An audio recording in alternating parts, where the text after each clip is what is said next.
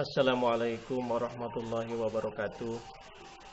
Alhamdulillahirabbil alamin wa bihi nasta'inu ala umuri dunya waddin. Asyhadu an la ilaha illallahul malikul haqqul mubin.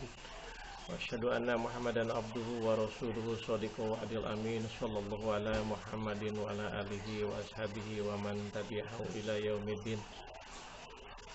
Jemaah Masjid Al-Hikmah yang dimuliakan Allah Subhanahu wa taala, puji serta syukur kita panjatkan kehadirat Rabbi karena pada kesempatan Ramadan kali ini kita masih diberi kesempatan untuk menunaikan ibadah saum dalam keadaan sehat walafiat. Mudah-mudahan kesehatan ini senantiasa menyertai kehidupan kita sehingga kita mampu menunaikan ibadah saum ini dan ibadah-ibadah lainnya dalam keadaan yang sebaik-baiknya. Imam Bukhari dan Muslim dari Abu Hurairah radhiyallahu anhu meriwayatkan bahwa Rasulullah SAW bersabda, "Man shoma Ramadanan imanan wa ihtisaban ghufira lahu ma taqaddama min dzambi."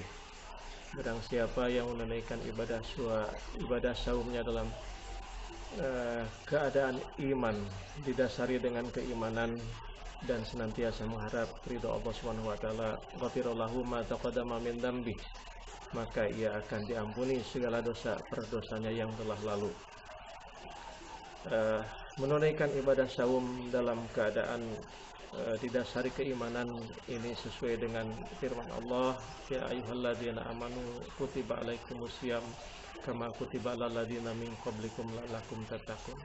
Wahai hamba-hambaku yang beriman, telah diwajibkan kepada kamu untuk berpuasa sebagaimana telah diwajibkan kepada orang-orang sebelum kamu.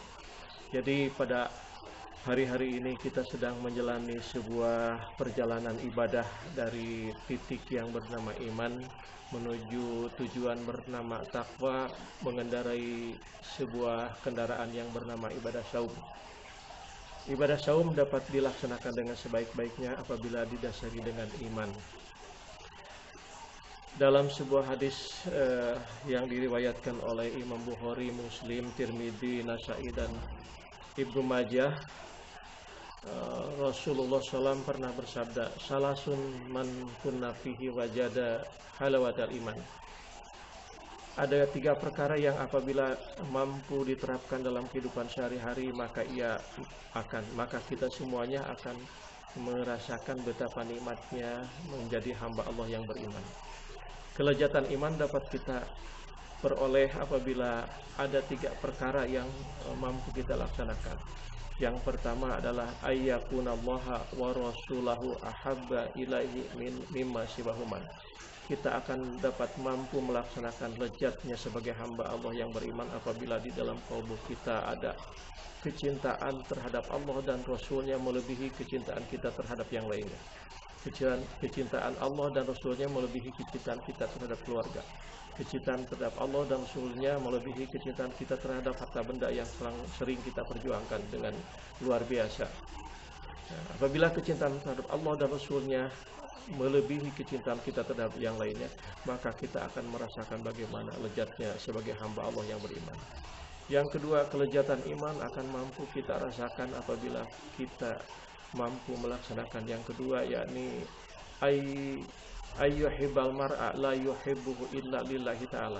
Apabila kita mencintai sesama kita, tetangga kita, keluarga kita dan lain sebagainya, orang-orang yang dekat dengan kita, karena Allah Subhanahu wa taala, maka kita akan mampu merasakan lezatnya iman.